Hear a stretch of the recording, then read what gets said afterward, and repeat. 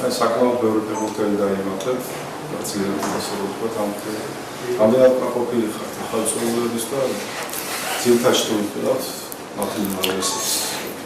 რა თქმა უნდა, ყველა ძირითადისთვის მოიაზრება უბრალოდ. რა თქმა უნდა, ხა გუნდი არ არის მხოლოდ 11 კაცი და არ არის 18 კაცი, რომელიც თქვა კონკრეტულად ეხლა ხვალინელი თამაშისთვის იქნება მზად. გუნდი არის ცოცხალი ორგანიზმი, სადაც ის ფეხბურთელები, რომლებიც არიან გუნდში და კონტრაქტით არიან, ყველა ფასეული და მნიშვნელოვანია და ყველას აქვს გუნდთან სარგებლის მოტანის შესაძლებლობა.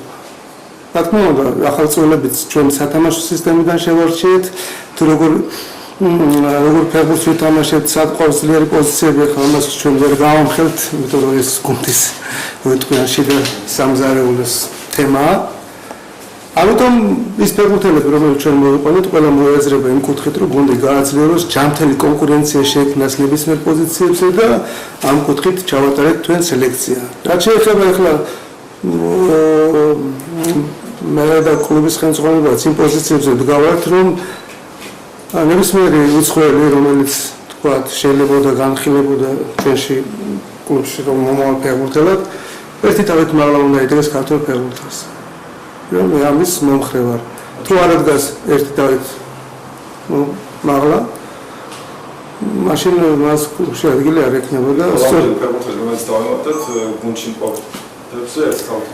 თავისი გამოცდილებით და არა მარტო გამოცდილებით, თავისი კარიერი და თავისი მიდგომით საქმისადმი ის ხელს შეუწყობს იმ პოზიციაზე მოთამაშე ჩვენი ახალგაზრდა ფეხბურთელების აღზრდას. არა მარტო ახალგაზრდების გვერდზე თამაშობენ მისთან დაიხვეწებიან და ისწავლიან და მე ესეთი მიდგომის მომხრე ვარ. თუმცა ეს ფეხბურთელიც იმითო ჩამოვიყვანეთ, ორი დატვირთვით. ერთი ჩვენ გუნდი გააძლიეროს მაკუთხით და მისი რაციონალური მოქმედება, მისი თამაშის კითხვა ყველაფერი თვალსაჩინოები ნახონ ჩვენო ფეხბურთელებმა და გაიზარდონ. თუ ესეთი ფეხბურთელია, არა მარტო თქვათ იურგენ კოლინი ყავს ესეთი ჩვენ ყავს გვერდზე, ისეთი თქვენ ეგრეთ წოდებული მე არ მიყვარს ამ სიტყვის ხმარება ვეტერანები, გამოსული ფეხბურთელები, რომელიც გვერდზე ჩვენი ახალგაზრდები კიდე მოუმატებენ და კიდე გაიზრდებიან და ესეთი სინთეზი გავაკეთეთ გუნდში. თუ ვინმე კიდე ესეთი ჩამოვა და ესეთი იქნება, მიესალმებით, მაგრამ ნებს არ გამახერხებთ. მოკლედ ტრანსფერის გუნდზე არ გვინდა, ჩვენ გვინდა საქმიანი ის. და ამიტომ შეიძლება ზოგმა იფიქროს, რომ რაღაცა ტორპედო არ აქტიურობდება, მაგრამ აქტიურობდეთ, მაგრამ თქვენ ჩვენ ლოკალურ დარტყმას ვახორციელებდით.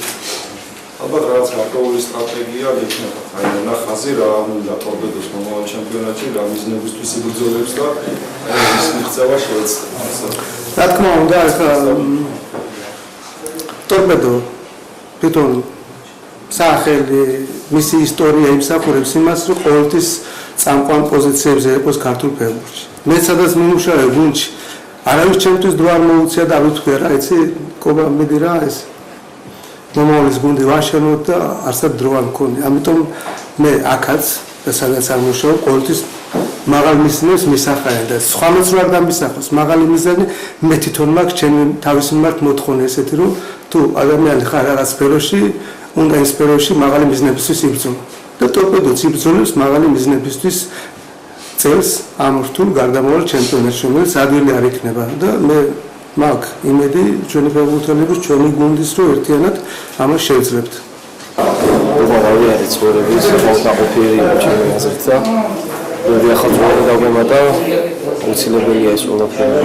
გუნდისთვის რომ ყოველთვის მოხდეს ახალისება, მოვიდნენ ახალი ფეხბურთელები. და შევიხვალოთ ყავს ლეგიონერი, რომელსაც ვფიქრობ, რომ ძალიან გამოგვადგება, ძალიან კარგი გამოცდილი ფეხბურთელია და ვფიქრობ, რომ ამ ხრივ გაძლიერდა კიდევ ერთხელ ფეხბურთის ისტორია. ძალიან მოხარული ვარ ამ ყველაფრით და ერთად მინდა რომ პარიზში მოვიწოდე, რომ ირანა ტორპედოს თამაშს. ძალიან მჭირდება მათი ხარჯი. ნამდვილად ტორპედო არის საქართველოში ალბათ ერთ-ერთი ყველაზე დიდი კლუბი ისტორიის მქონე. ამიტომ მე ძალიან გახარებული ვარ ამ კლუბში მოსვლით, ასეთი დიდ კლუბში მოსვლით უბრალოდ და ყველანაირად შევეცდები მათი მიზნების შესრულებაში დიდი წვლილი შევიტანო.